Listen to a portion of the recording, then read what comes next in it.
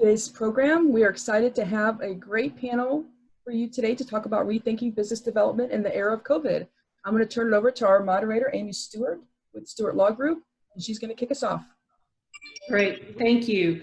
This is a fascinating topic as we've all been watching these Zoom presentations and webinars about substantive stuff about how do we be better lawyers. But you can't be a better lawyer if you don't have clients, you don't have work. And so we really hope today, Marisa, Michael, and Victor and I will leave you with some practical tips for you to use as we continue through this time with COVID, where some of us are still working from home, to help you build the book of business so when we finally get out of this, we all have more work to handle. So in the vein of learning how to do business development during this trying time, I'm going to turn it over to Michael to remember those days where we would be at a conference and someone would walk up with their vodka tonic and they'd say, "So, what do you do for a living?" And so Michael, start us out with your elevator pitch of who you are and what you do. Okay, I will do that. I will tell you from our We Lead programming we do, Shelley Slater tells us you should try to do it in 5 words, 5 or 6 words. I've never been able to do that. I suspect my learned colleague, Victor Vital, is not able to do that either. What I say, depending on who the audience is, if it's a lawyer, it's a non-lawyer, I say that I do business trial work. I represent companies and people who fight over lots of money or secrets. There you go. Marisa. Sorry, go ahead. Oh, go ahead, Michael. No, go ahead. I was going to say, I was only looking for 5 words because that's how you started. So now we're on to like 20, but keep going. I gave a disclaimer. You did. Keep going. Well, I was just going to tell you, if it's a real lawyer as opposed to a real person, I would say something to the effect of I handle business trial claims such as breach of fiduciary duty, fraud, theft of trade secrets, generally industries like energy or financial, depending on what industry they are in. And then I like to give an example of the case, and that's kind of a follow-on deal. And the example would be a case, the further along you've been in the case, obviously one that you had a very successful result in. For instance, if you've gone through trial, gone through appeal, those are ideal cases to give an example about because it shows that you've taken something from start to finish, but not something that maybe got dismissed at the outset. So with that, I'll turn it over to Marisa. Sorry.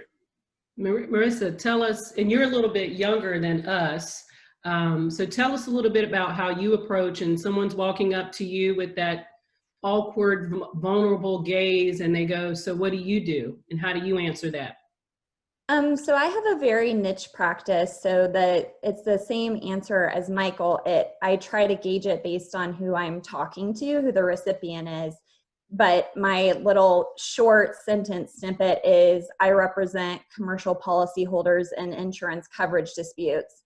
And then people glaze over and they want to go back to the bar. But, if somehow I keep their attention, I say, we help people with policy renewals and reviews, claims track disputes, and insurance litigation. Basically, I understand insurance so that you don't have to. And then sometimes that leads to an example, like Michael said, because they still are kind of confused and thinking about their own health insurance or something like that. But if they're in-house, they're usually pretty attuned to those issues. And so we can go into sort of how we help our clients on a day-to-day basis. Okay, Victor, that person you don't know is making their way to you because when you're not on Zoom, you're over 6 feet tall, so they could see you over everyone else. So what do you do? I'm a trial lawyer. I try important cases. Clients and lawyers turn to me to handle cases that are either complex, high stakes, or high profile. Basically, in a manner of speaking, regardless of subject matter, I try vital cases. Try vital cases. And anybody sees him on social media, you know that he tries vital cases because I love that tagline. That's not fair. Did he make last name in such a way that he could do a play on words for when he became a grown up? I think he changed his name early on. I think that's what happened. So what I do there is I'll break it down. It's 3 sentences. I try to create a narrative and a story. I'm a trial lawyer who tries important cases. It begs the question, what types of cases? Mm-hmm. Second step, regardless of subject matter. Now I'll stop there. It's important because people want to try to put lawyers into a niche like Michael, and it's helpful if you do have a niche for you to define yourself that way. Like Michael said, I'm a business trial lawyer, or Marisa said, I handle policyholder litigation. For somebody who's a generalist like me, I have to, in my pitch, say, regardless of subject matter, I try high stakes, high profile or complex cases. And then I end by saying, with the play on my name, again, regardless of subject matter, in a manner of speaking, I try vital cases. And hopefully what I've conveyed is that it could be an insurance case, it could be a business case, it could be a criminal case, it could be a divorce case. If the case is important, you want vital involved. Sorry to refer to myself in the third person, but that's the message. And we all love those people that refer to themselves in the third person, don't we? Don't we? I was in court and I refer to myself in the third person only to take the heat off of somebody else. And the judge said, "Did you just refer to yourself in the third person?" Amy don't like that. Amy does not like that. Hey, Michael, this is a kind of a follow-up to that. How did you, I mean, this, again, practical skills. There's going to be people that are watching this and say, yeah, that's great. You have a lot of experience. What about if I'm a young lawyer trying to have that same conversation? What advice would you give? I would start with the Shelley Slater 5 or 6 blanks in the on the form sheet, and I would say, what is it that describes your practice? And whether you're a generalist, whether you're a specialist like Victor and Marisa respectively, you've got to be able to describe what it is that you do. So if you are we keep going to litigation because that's what we do. I don't know if the audience is all litigation, but I work on real estate acquisition transactions, or I work on cases for policyholders. I'm working for a firm that is known for trying big and important cases, and I'm one of the people that puts together the briefing and the arguments, and I get to go into courtrooms sometimes. That's good. Anybody, Marisa, you have any other comments about younger attorneys and how to have? You're an associate, so how do you do that elevator pitch as an associate? I would say, not to jump ahead in topics, but if you do have downtime right now, this is a great time to figure out what you want the elevator pitch to be. And that means, do you like the field of law that you're in?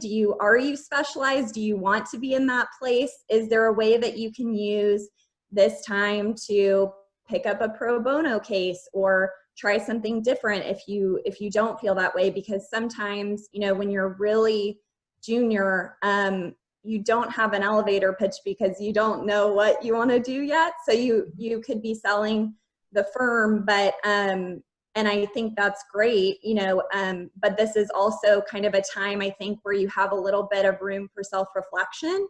So if there is a place that you want to go, it might be, a good moment for you to figure that out and see if there's a specific area, do you like non-compete clauses? I mean, maybe you have no idea, but maybe this is the time to spend a little time with self-study.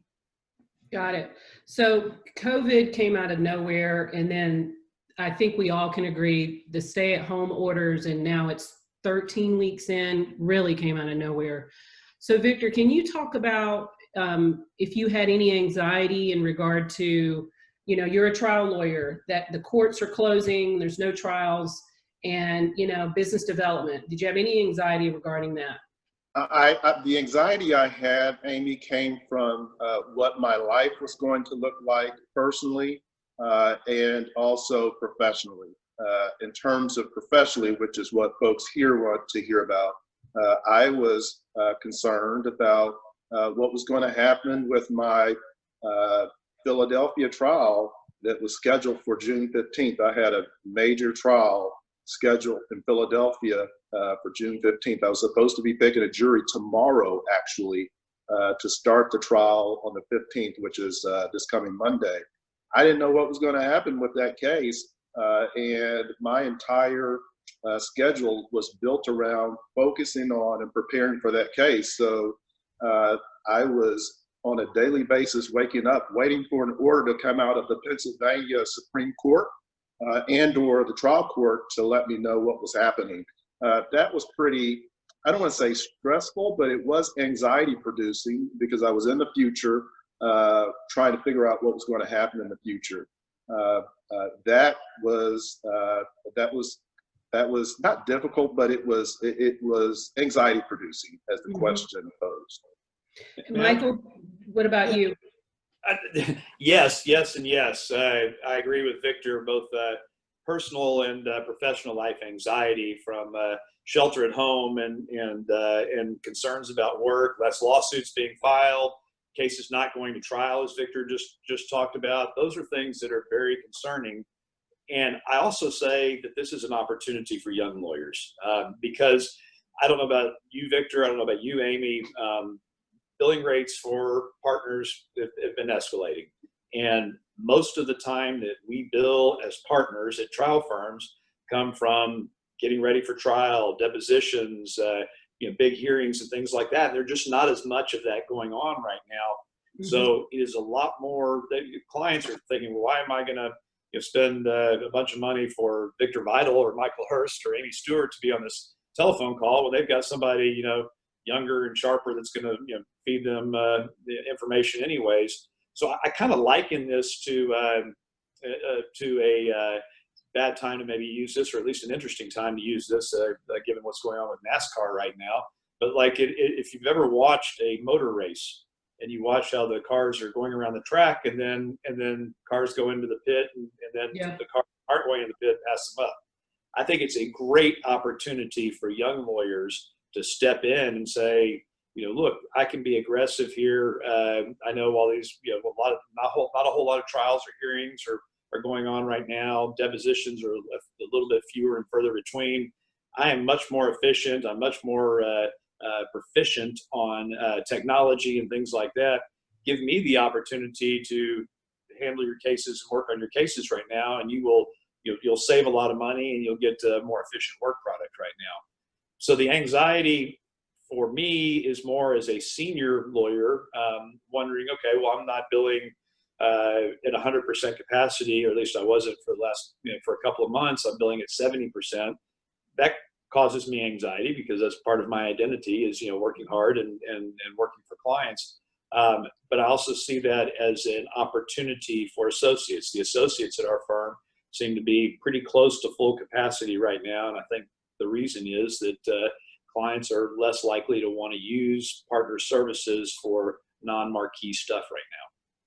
And Marisa, with, when it all happened 13 weeks ago, at that point, I know I felt everything has been shut down. Like I can't connect with anyone. Did you have that same anxiety about, prospective clients that you were already making waves with, as well as institutional clients that you were afraid, well, if I'm at home, they're at home. So how can I get new matters? Yeah, yes, to the anxiety part, our, litigation matters, like most other people, sort of ground to a halt in terms of, hearings and court dates.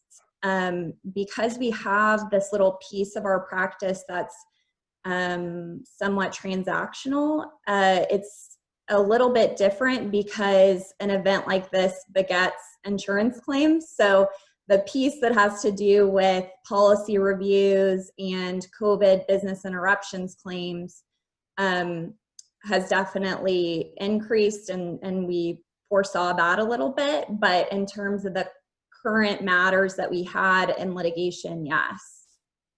And I want to tell the audience, there's a Q&A tab. If you want to send us any questions, we can stop we want to give the people what they want. So if you have a question and you want to ask, please send it in and I'll ask it.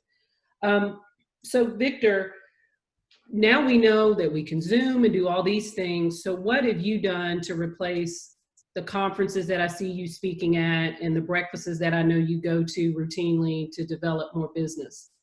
What I'm doing right now, I have become a part of Brady Bunch life. Brady Bunch has become the way I've functioned. And I got to say, I have increased my visibility, and I've increased my visibility, people seeing me, and I've increased my visibility into various clients in this environment. I am now more adept, more likely to Skype or Zoom or WebEx somebody, whereas I would have called them in the past. So I'm seeing clients actually more than I used to, because I am now just, I'll send a client a note saying, hey, let's jump on Zoom, and everybody's doing it now, so we just jump on Zoom. In terms of transitioning, instead of having those breakfasts that you mentioned, we'll do it virtually. Hey, what are you eating on your side? I talked to a guy this morning. We had a virtual breakfast. He had a breakfast quiche. He was eating a breakfast quiche. I was drinking a cup of tea. So when we're not there, we just communicate about what we're eating so that I can partake in his or her experience, and likewise, I communicate the same information. But other than that, the conversation is the same. Marisa, what are you doing to replace going to conferences, happy hours, lunches, and dinners? So writing, doing a lot of writing. Like I mentioned, in the insurance market, at least right now, it's evolving daily. So to us, there are a ton of new court opinions coming out. There are proposed bills on the table. So we've all been doing a lot of reading and writing on those subjects. And then the other things are, commitment to committee work. I'm on the DAYL board and also the board of DWLA and some committees that are attached to that. And we're still doing work.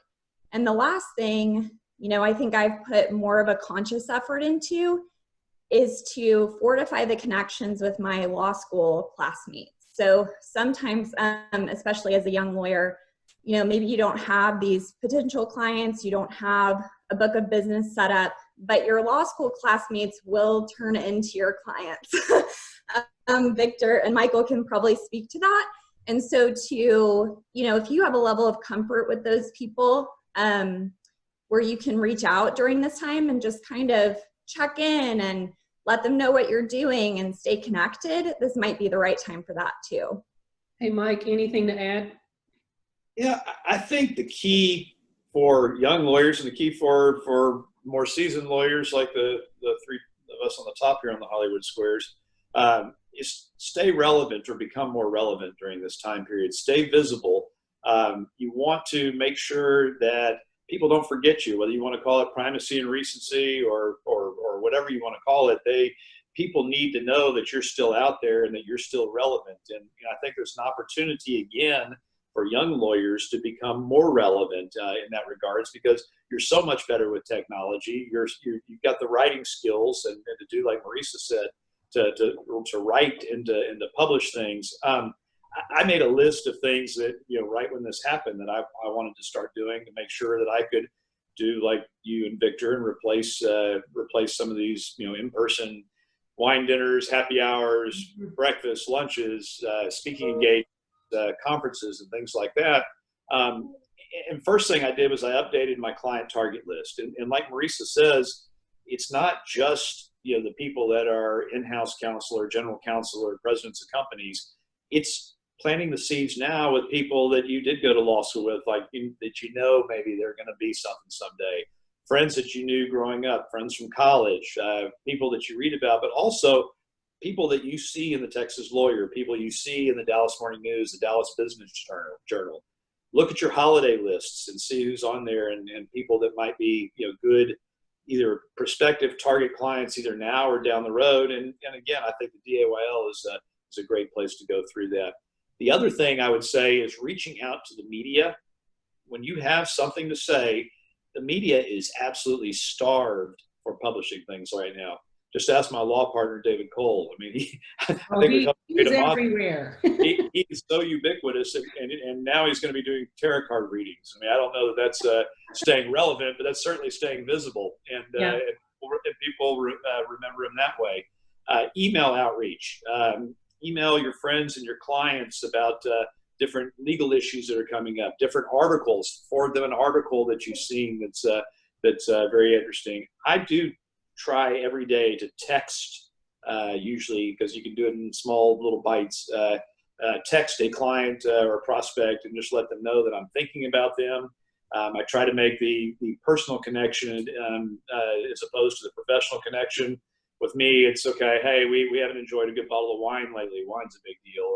Or hey, did you watch that mixed martial arts fight on Saturday night? Wasn't that cool how this happened? Or hey, I've had a chance to go out to the ranch. Have you had a chance to go out to the lake house to kind of get away from everything and work? So those are good. The other thing I will say is that you can do these Zoom happy hours and coffees, and I do. And we can talk about this a little bit later, I think, maybe, but I am getting so tired of Zoom happy hours and coffees. I am starved for personal interaction. And I'm one of the people that is sitting out on patios, and it may be famous last words, but I'm sitting out on patios now and trying to do client lunches and coffees and happy hours and things like that.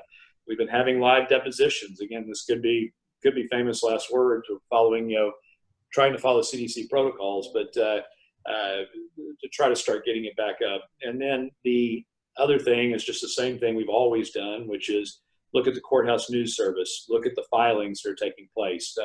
Sadly, there's not as many filings that are taking place right now, but you'll see cases that come up that seem to be relevant. If it's somebody that Marisa knows from, that works at that company, even if they're not at the head of the legal department, she can ask for an introduction to those people. So, and then the social media thing, the social media thing is I've got a very love-hate relationship with that. I think that Facebook, as they said, with everybody with the perfect world and the perfect man, perfect everything, kind of drove me crazy. But there is a time and a place for that to stay visible and relevant.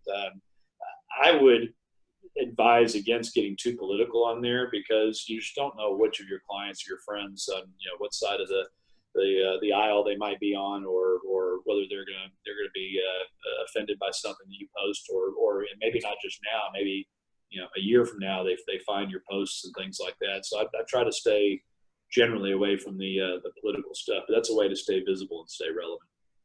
So speak 2 points there. So Victor, are you and Marisa, are you all getting Zoom, WebEx, Skype fatigue? I'm not actually. So I think I'm different than most people that I hear talking about this. I very much appreciate the ability to not burn as much gas as we typically burn pre-pandemic. I like the fact that I can connect with clients, and my daughter sometimes will come over my shoulder. If I don't have the do not disturb on the door, she can come in. I have connected with clients, I've connected with friends, I've connected with prospects, I've connected with judges, all from the comfort of my home with the Brady Bunch screen. And I'm able to be present with my wife and my daughter. I'm able to step outside and walk around my yard. For instance, I drove on the same tank of gas from March 13th through last week. I just filled up. That's amazing to me. So I practice. Like that. I practice gratitude, so I could gripe about Zoom, etc., but I rather focus on all of the positives that have flowed from where we are right now and how we're interacting.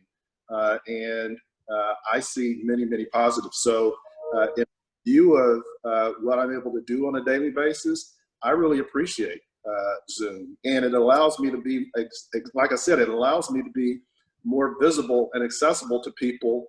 And people are more inclined now to say, let's jump on a Skype call as opposed to just a text message, etc. So I think it's actually been helpful. Filings are down, but my prediction is when filings pick up, my workload will pick up exponentially because of how visible I've been on these VC platforms. Marisa, how are you feeling about it? I'm glad to have it as an option. I'm glad everyone's so much more comfortable with it. I am unglad to have it as the only option. I would like to have my cake and eat it too, I guess. Because, you know, it is hard. It's been great for me to fortify those relationships, kind of like I mentioned. It's harder virtually to start them, in my opinion. So that would be great to have both options. I love the CLE remote option. That saves me a lot of time. But there are other things, you know, that I would much prefer in person. So hopefully we get back there soon. You know, Amy, when you sent that question earlier this morning, I'm reading over that question, and then on Channel 8 they're doing a story on Zoom fatigue, and Zoom fatigue is a real thing. And you know, my personal view, and I do agree with Victor. There's a lot of benefits to being able to work from your home, spend time there, be productive, and be with people that you normally wouldn't be able to spend the time with. But the Zoom itself, to me, is so unnatural and impersonal, and kind of reminds me of my family during Thanksgiving, where everybody's talking and nobody's listening. It's one thing if we're taking turns and we're speaking and it's kind of an organized deal. If it's a Zoom happy hour, for instance, our firm was doing a lot of Zoom happy hours, and I tried to organize it where we broke it up into smaller groups for happy hours because everyone was talking over each other, and some people didn't feel comfortable talking at all. It is a real thing, though, the Zoom fatigue and the concern about mental illness and depression and things is a very real thing. And I can tell you, domestic violence is going up significantly. Depression is going up significantly. The feeling of isolation is going up significantly. My mother, who's very social and a psychologist and very much, as many of you have heard, my role model and idol, she sees her patients via Zoom. And I got to tell you, she is not the same person though right now. She is not as upbeat as she normally is. She's normally one of the most upbeat people, and I see her so down, and I realize I started feeling a little bit that way too. So it's been important for me to go to the office, even with the masks on and even isolating in the office, just to feel the energy of other people around. So you also brought up the filings, Michael, and this is always something that comes up. If you are at a firm where, you know, every day you get the filings, should younger attorneys or should anyone be reaching out to clients saying, hey, I just saw on the courtroom news that you just got sued? Michael, how do you handle that? So there are clients or prospective clients that get offended when you do that. So I'll start with that disclaimer. They like, yes, I've gotten 100 of those already. Yes, I know who you are. Every once in a while you'll get one of those, but nothing ventured, nothing gained. And I will tell you that when there are times where somebody doesn't know about a lawsuit, or if you're familiar with snap removals in federal court and things like that, where you get an opportunity before the client is served to be able to remove something to federal court without risk of remand. Those things are very helpful and very important. I think as a young lawyer, I think that you have the opportunity to see something, to jump on it early. And again, it may not be you're sending it to the general counsel. You may be sending it, Marisa, to your friend in law school that just got hired as the youngest person in the legal department. But they may have the ear of the general counsel. They may have the ear of somebody who has the ear of the general counsel, and get that lawsuit in front of them. So generally, I think, you know, business development in any circumstance, whether it's COVID or otherwise, means you can't be shy. You can't be shy when you give your elevator pitch. You can't be shy. You've got to be confident when you're asking for business. That's the hardest thing to do. I want your business. I need your business. And I think when you are able to send a copy of a lawsuit or see that there's a filing and say, look, so-and-so, I really would like your business, and here's why I'm going to be so good at it. Victor, do you feel the same or different, or anything to add? I think Michael said a lot of what he said is spot on. Frankly and personally, I've only gotten one case from one case from a person I didn't have a really good relationship with, saying, look, you and I just met, I noticed this lawsuit got filed, and it ended up being a $2 million matter for me in terms of fees. Where I have more success is where I already have a relationship with someone and they get sued, and I ping them and say, hey, I noticed, do you have a chance to talk? I was looking at a court filing and I saw one that pertained to your company. You might be interested in it. Some clients have reporting obligations such that they don't want the lawsuit in their inbox too early. So I'm mindful to let them know that I saw a lawsuit. I like to talk to them about it. And just this year, I picked up a couple of lawsuits from already existing clients who have gotten sued again, and I bring the filings to their attention. But let me talk about another way to use the courtroom news service. When I was an associate, I didn't know anybody at any company, but what I would do is I would see who's filing what types of cases. So I got to know the Mike Lynn's of the world and the Wordners of the world, etc., because I would see who's filing cases and who's removing cases. I would see which lawyers represent which corporate clients. And then I would start to see which lawyers in removing cases are representing corporate clients. I would then also figure out from a plaintiff's bar standpoint, who was relevant and hot in various subject areas. And what that helped me do is to become conversant in the legal scene in Dallas, so that if I'm at a happy hour and somebody's talking about blah, blah, blah, I could then say as an associate, yeah, I've seen those types of cases are up. Mark Wertner just filed one the other day and blah, blah, blah. And people are like, who is this young guy with all of this relevant legal information about courtroom filings in the courtroom scene, etc. I would follow up on cases I saw, pop into the court, follow the dockets, and pop up in the courtroom to see how Michael was handling the case that I saw he just filed. And it helped me become very conversant. And being conversant in the area of the type of litigation that you want to be involved in is important.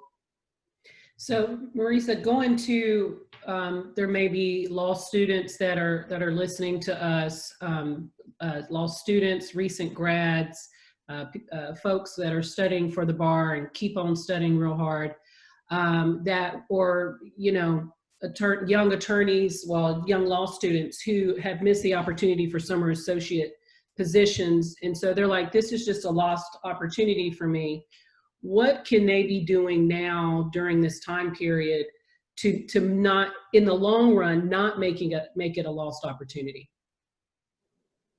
I'm not going to beat a dead horse, but I'm going to say right again. Mm-hmm. You know, Victor just touched on this, but there is no better way to be taken seriously as a young lawyer than starting to get a real grasp on the practice area that you want to be in.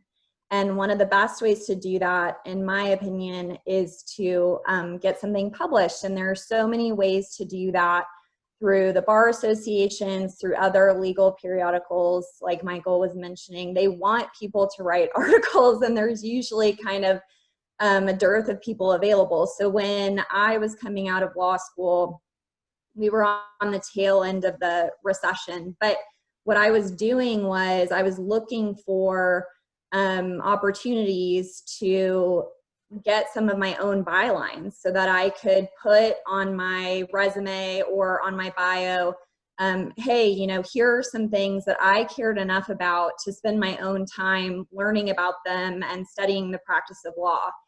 And the way I did that, honestly, for the first one was to look through the DBA boards of certain sections, find a section that I thought I wanted to be in, and I emailed a couple of the board members that I looked at their bios and I thought that I was impressed by them. So I just said, are you working on any projects that I could help on? Obviously nothing for their firm, but that was how I got invited to basically be a research assistant. But I got my name on the article, which is the important, kind of crucial piece there. And that kind of leads into the second comment, which is, this is still a good time to pick up some bar work. The DBA is always looking for young lawyers to be involved. So is DAYL, and so are the sister bars. And the important thing there is, once you are once you say, here's the committee I want to be part of, or here's, the initiative that I want to take, make sure that you can fulfill that commitment. So, all of us have been very involved in bar work. It is not our job to, that's not our paying job. So just keep in mind that everyone on the committee is a volunteer. If you don't fulfill what you've committed to do, someone else will do it. They just won't be overly pleased about it. So one of the best pieces of advice I got when I was a young lawyer was essentially to find something that you really care about, because if you care about it, you will perform better. And once you build up that reputation of performance, people assume that's how you run your cases. So they will assume, if she's a good communicator, if she's organized, if she shows initiative, that's what she's going to do with my client. And they want to feel comfortable, even if they haven't seen you, in a courtroom setting or in a depot. They want to feel comfortable that their clients are going to be taken care of. So that's one of the ways that you can start doing that in this sort of environment. So Michael, we have a question. What are your recommendations for exploring different practice areas during this COVID break that we're finding ourselves in? If as a young lawyer, not as a law student looking to get a clerkship, is that? I'm saying I would think young lawyer. Okay. I think the answer to that is starting with what Marisa said about reading and studying the different articles, starting with next probably doing what Victor is talking about, which is looking at the kinds of lawsuits that have been filed or are being filed and see, how that looks. But probably the best thing I would think to do is watch some video CLEs right now. If you're not leaving your house and you are deciding, okay, well, I'm kind of interested in personal injury litigation, but I'm also kind of interested in business litigation. The good news about some of these state bar online CLEs is you will see the best of the best who be these presenters, including the two of y'all, and watching how does Amy Stewart try an employment case? How does Victor Vidal try a white-collar defense case? How does Lisa Blue try pick a jury in a personal injury case? And what appeals to you? And there are, sometimes they'll do some of them, like we used to do a seminar, I don't know if it's still around, when we were on the Texas Young Lawyers, and that was choosing and courting a jury. And we would actually do mock examinations. We would actually do mock voir dires. We would do opening statements, closing arguments. Now I know the DAYL is doing the trial skills boot camp, and you can see these hypothetical problems. But the CLEs, particularly the ones with the demonstrations, are probably the best way to kind of see, first of all, how passionate is Mark Werbner about trying a business case. How passionate is Victor about these criminal defense cases? What was involved? And that you could find out in over 2, 3, 4 lunches, and you would be able to see the best of the best. So let's talk about the pivot that we all had to make. Tossing this one to you, Victor. Can you talk about, you had things planned, like business development activities planned, and in person, obviously you can't do that now. Do you have any creative ways that you have pivoted from the in-person to Zoom? I know you've already talked about your breakfast, but anything else? Yeah, I've seen people at my firm do virtual. They play poker, for instance. They've virtualized poker games. I've seen people who have regular happy hours, and they've turned those into, instead of cocktails, Zoom tails. And they have a cocktail at the end of the day. I don't drink, so I don't do those. But when I've done one, and I'll show up with my sparkling water, and we'll just participate there. So there are activities that are easy to pivot to this environment. Obviously, there are some, if you like going to ball games as a client event and you had one scheduled, that's a difficult one to pivot, but you should just be creative in that deal. And perhaps you already had it on your calendar. So talk to the client about the fact that you're bummed that we're not going to be able to go to a Mavs game together next Thursday. But since we have it on the calendar, how about you and I jump on Skype or phone or FaceTime, whatever it is, and still make the connection that you were wanting to make, but were unable to make because of the shelter-in-place orders. Michael, any suggestions on how to pivot? Yeah, I do. But can I come back real quick to what Absolutely. the question that came in and that was asked? I would say one other thing that it could be great during this time period, because the young lawyers aren't the only ones that are shelter in place and doing the happy hours at home over Zoom and that kind of thing. The older, more seasoned lawyers are as well. This is an excellent time to reach out and find mentors or contact mentors you already have. For me, there are at least 3 or 4, maybe more of my mentors who I've been reaching out to during this time period, both about personal and professional stuff. And they have more time on their hands. You have more time to talk with you, or set up a call, set up a virtual coffee with you. And I think this is something to do. If if your interest is in mergers and acquisitions, there's people that would love to mentor you on M&A, particularly M&A. They may have a lot more time on their hands now.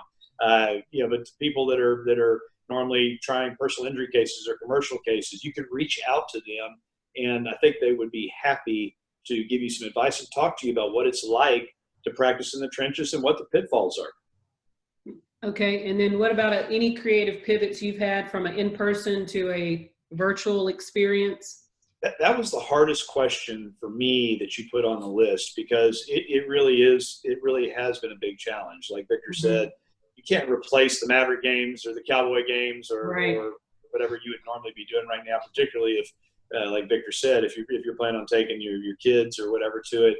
I have been slowly but surely trying to circle back with the people that I would have been supposed to have gone to the Maverick games with or done extravagant wine dinners with or whatever, and have tried to pivot, saying, hey, are you in the place right now where you want to at least try to have a breakfast on the patio or a coffee on the patio? And if not, maybe we could put something on the calendar a couple months down the road when you maybe feel more comfortable.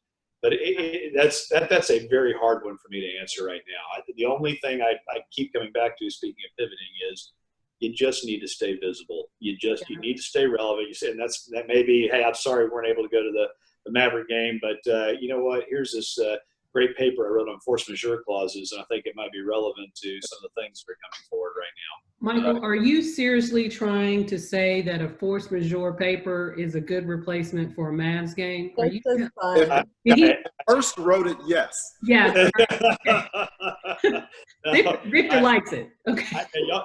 Y'all might be, you might be Luka Doncic or whatever. I certainly am not, but I'm not suggesting it would be a good replacement, but at least it's on their minds. And you know what? I'm going to buy Maverick tickets again for this coming fall, because hope springs eternal. And yes. I'm really hoping we have a season. And I'm also saying, hey, I know we couldn't go, this spring, but hopefully there's going to be a season in the fall, and I'd love to take you when that happens. So we've got 2 questions. And so let me ask this one, Marisa, I'll send this one to you. We have a gunner here. Do you have any advice for lawyers that may be, thankfully, still busy and may need to prioritize business development with a lot of other work and do not have the ability to go to in-person events? Oh my. Okay, so this is a communication question to me. And in terms of prioritizing work, assuming that it's not your work. Someone's giving it to you.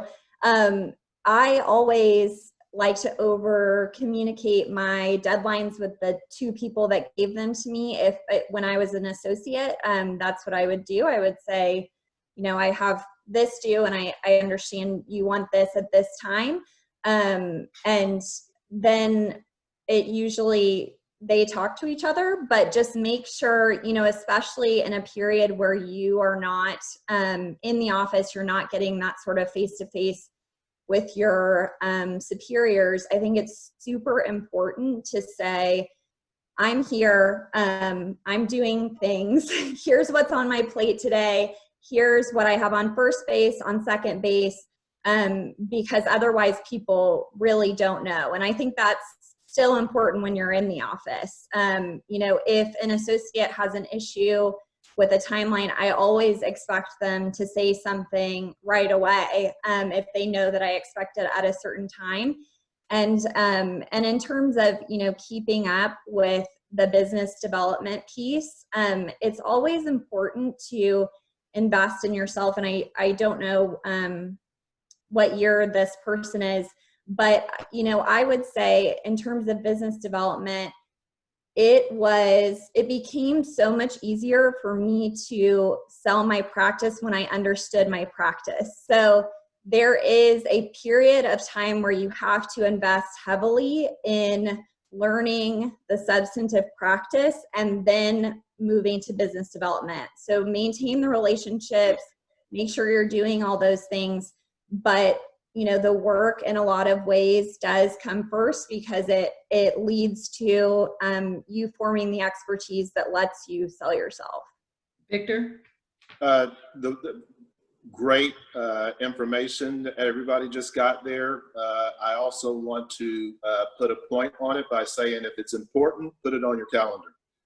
If it's on your calendar, you'll get it done. What gets scheduled gets done. And it's great that the person who asked the question is busy and doesn't have time to go to events, but you have to plant the seed. If you don't plant seeds, you won't have anything that grows. So understanding that business development and client development is about planting seeds, even though you're busy, you have to figure out how to triage, how to manage, and then how to schedule time on your calendar that you say from blank time to blank time, I will burnish and polish my resume, my web bio, which you get this way, or I will write an article or call a client, whatever it is, make sure to put it on your calendar, attendees.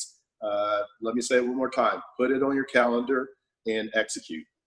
Yeah, I think that's very important because we're talking to an audience that their seeds are articles and updating web bios, that they may not see anything come of that for 4, 5, 6, I mean, and it'll happen one day, but you do have, you've got to take the time to plant those seeds, because what I see happening is that 2 to 3 to 5 years out as a young associate, those seeds haven't been planted. And then you get to be a 6th or a 7th year attorney and you have not started building a book of business because you don't have those seeds that you have to continue to come back to and make sure you're taking care of that. And then you feel like you're not in a place to start building a book of business because you haven't planted those seeds. That's a really good wisest man that, well, some say, if you believe in this book, and I won't be religious here, but the book contains many morsels of wisdom, and it says, cast your bread upon the water and it will return to you after many days. If you have not cast anything out into the universe or into the water or whatever your metaphor is, you won't have anything that will return to you. So you have to spend time casting.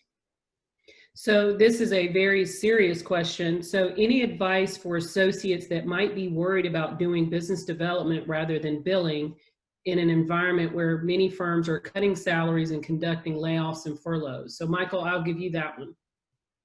I think it's a variation maybe on the question that was just asked, and it's really not a COVID specific question. I will tell you this: there's the old adage, if you want to get something done, you give it to a busy person. The people that become partners at a young age, the people that become rainmakers, the people that excel, like you and Victor Vital, you know, at a young age or at any age, are the ones that don't look at business development in lieu of billing hours. Business development is extracurricular, and Yeah. it does require sacrifice. And so if you're having to make a decision between billing hours particularly at a larger firm versus business development, you've got to build the hours, because right now, yes, firms are going to be looking at you know, when a lot of firms are furloughing and laying off and what have you, they're looking at people that are being productive, and planting seeds for the future is not something that they can measure on their balance sheets and their income statements. That being said, you know, the sacrifice comes, and it could be you're going to be sacrificing you know, time that you might normally be riding your bike or playing golf or doing something else, or the client development is on top of your billing hours, not in lieu of. And the people that are able to do it generally find the time. And this is, and again, this is it's not a fair answer. It's a realistic answer. Yeah. It's not fair in that some people have obligations, whether it's children, whether it's taking care of a sick person or in their family, or taking care of their own personal illnesses. It's not fair, but it is reality that law firms are businesses, and law firms are expecting the hours to be billed. The extracurricular, the business development, is for your own personal benefit for the future, and hopefully the benefit of the firm or whatever firm you might be with in the future. Amy, could I add go ahead, just Marisa. something to that? Yeah. I think the question was about client development, but there's another angle to that. And I would say, you know, part of your networking is job security. So, you know, you build the book of business, you create job security. You start a network, you create the ability to get leads on jobs that are not online. You know, I think when I was really junior, someone told me, well, you know, nobody posts the best jobs online. And I was like, what? How does that work? And they kind of said, well, you know, a lot of these firms are interconnected, and, you know, Dallas is a pretty tight legal community, and a lot of times they'll just ask for referrals, or they'll find laterals for associates in sort of an organic way. And so building the connections that you have, it just doesn't have to be just focused on clients. If you're in a place where you might lateral in the future, which is most people, the connections that you have, you know, through DIYL or some other place, people will tell you about job opportunities, or they will tell you, you know, what's going on internally at your firm, so you can kind of gauge it against, or what's going on at their firm, so you can kind of gauge it against what you have. So it's a way to get intelligence also. It's not just for clients and just building the book. Yeah, and I think we all were told when we were younger attorneys that our first client is the partner that we work for. So, That's right. And so, go ahead. Exactly right. I will say that I understand the pressure. I've been in large firms for 22 years now. Before that, I guess 25 years. I was at a large firm at the DA's office, but I didn't have to bill by the hour. The public paid for what I did, which was try cases. I had fun doing it. But for 22 years, I have lived by the metric of the billable hours. So I get the pressure. I will say this, that mindfulness and thoughtfulness helps a bunch, and there is a such thing as a sane lawyer who is busy. But you have to be mindful. Meditative practice helps. Contemplative practice helps. Starting the day with listing what I would like to get done, and then planning my week, and then the next 2 weeks, doing a nightly inventory. How did I do? What can I do better? What can I cut? What can I manage better? Will help. It will get you into the mindset of being able to flow better and more easily, where you're not helter-skelter all the time. But it all comes down to being thoughtful and mindful. That daily morning planning, the nightly inventory, and then making sure to schedule and calendar what it is that's important in your life is very crucial. It's important to stay busy, but like Marisa said, the best thing you can ever do for yourself is to create security. And by creating your own ability to support yourself, in the long run, you're creating the best lawyer, you're creating the best peace of mind you'll ever have. Right. Marisa, as we start to close out, just a couple of topics I want to throw out there that we haven't already talked about. Social media. What's your perspective on the use of social media with business development? So if you have something to say, I think it's great. If you sort of flood people's timelines, it becomes, the same as they stop reading your stuff because they become immune to sort of what you're saying, in my opinion. But one thing I will say about, LinkedIn and sometimes Facebook, this is a great time too to lift up your friends and your colleagues, and that creates a network too. So even if you're not writing the article, if you have the time, take the time to read your friend's article or someone that you admire, and then send them a comment on it. Give them some affirmation and say, I thought it was really interesting when you brought up X, Y, and Z point or whatever, because, that's a remote connection that's happened, and they know that you are engaging with them and you're actually paying attention to them. And kind of like Michael said, there's a lot of talking and not listening sometimes, but if you could tell people, I'm listening to you, or look at my friend who got this award, that doesn't just comment on their character, it comments on your own. So you don't always have to post to be present. Well said. Well said. And Victor, any other points? Because I know you're pretty active on social media.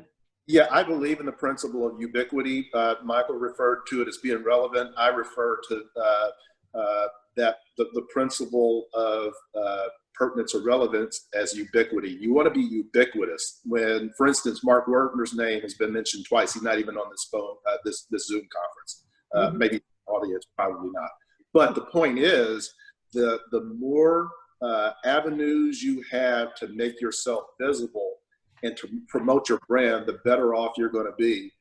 So I'm a huge fan of social media. I use LinkedIn and Twitter to promote my brand and to promote and to foster ubiquity. I like what Marisa said a whole lot. You don't have to post your own content all the time. Liking and commenting on other people's content actually can be more helpful because people like when other people are looking and or looking at them or talking about them. And Victor, you're a master at doing that. You're also the one that was responsible for getting me on Twitter a long time ago. And I follow you. Michael, So Michael, what's a misconception that some of these young lawyers would have about how to build a book of business as we close out? The misconception might be humility. Humility doesn't sell. And I'm sorry, it just doesn't. People want somebody who is confident, and people want somebody that can brag about themselves. And yes, it's great when Marisa or Victor get on Facebook or LinkedIn or whatever and say, hey, it is an amazing thing. It's so great that my colleague did such and such and such and such. But when you're trying to get business, you've got to be confident, and you've got to say, I'm not really sure what area of law I'm going to practice or whatever, but here's something that I might be interested in. You have got to be unequivocal. You have got to be confident. Victor, same question. So the misconception is I need to know this GC or that GC or this AGC. When I was in the position, I still do this. I mean, I don't stand in lines to talk to in-house lawyers. I don't. It's a waste of time. I use my brand to get me to places that I need to be in that regard. Where I focus is on the Marisas and the Michaels and the Amy's of the world. And this is even more important for younger lawyers. Stay in touch with and connected with Marisa and Michael and Amy from your class, because they're going to eventually 10 years from now be an AGC, 15 years from now a GC. And you won't be one of those people who's fake, like, oh, let me take you to lunch, when you ignored that person for 15 years. Yeah. You stay in touch with them, so you're in the front of the line. That's what I did. So all of my buddies and friends are in-house, and I don't have to stand in lines because I'm already connected with them, because I didn't do what most people did, which is to clamor to know all the in-house people. I just stayed in touch with the quote-unquote nobodies in my network until they became somebody. So that makes sense. That makes total sense. You raise a good point, Victor, because you don't even have to be in-house legal. The three of us on the top here, Amy and Victor and I, we all refer to one another. Because y'all are good lawyers, not just because, but because I like y'all, and vice versa. Victor's brought me in on cases, Amy, vice versa. We all refer and hire the people or get people involved that we not only trust and respect, but also people that we like. Yeah, and Marisa, I'm gonna give you the last word on that. What are some misconceptions that young lawyers have about how to build their book of business? That people won't trust you because you're young. Oh, that's I a got good my one. first client when I was a second-year lawyer, and it turned into a multi-million-dollar dispute. And it depends how you present yourself. If you present yourself like a really young and inexperienced lawyer, they will assume that you're a really young and experienced lawyer. If you are thoughtful about it and you're self-aware, but you're confident, like they mentioned, things will come to you. That's not to say it will come fast, because a lot of the people that I met in my first couple of years of practice have just now come around. So, sometimes it takes a really long time, and sometimes you even forget, oh my gosh, I met this person so long ago. So don't get discouraged if that's the case, but you're not incapable of doing this. There are ways that you can, present yourself well. There are ways that you can earn trust. Like I mentioned, the committee projects, that's a great place to get leadership. And once you have some of that leadership and some of that understanding of your practice area, you will be able to present like a business developer. So people will take you more seriously, and you can start to flex some of those muscles, but don't think just because you're young, you're not ready yet. You can be ready in a lot of ways. Absolutely.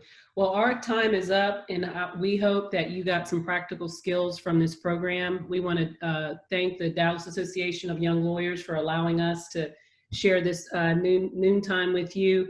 And I thank you, Marisa, Victor, and Michael for this time, and everyone stay safe. Thank you very much. Thank y'all. Thanks.